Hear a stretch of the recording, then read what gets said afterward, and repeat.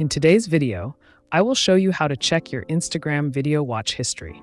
Previously, Instagram did not have any option or setting to view watch history.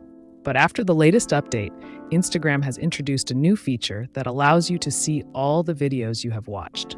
Using this option, you can easily find your complete watch history. So without any further delay, let's get started. First, open the Instagram app on your phone. Then, tap on your profile icon located at the bottom right corner of the screen. After opening your profile, look at the top corner and tap on the three-line menu icon. You will be taken to the next page. I am showing this step on the screen using arrows, so please follow along. On this page, you will see options like Saved and Archive. Below these options, you will find an option called Your Activity. Tap on Your Activity. Now scroll down to the bottom of the page.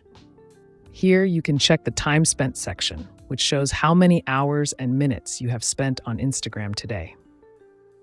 To view your video watch history, tap on the Watch History option.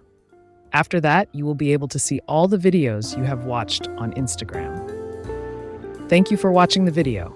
See you in the next one.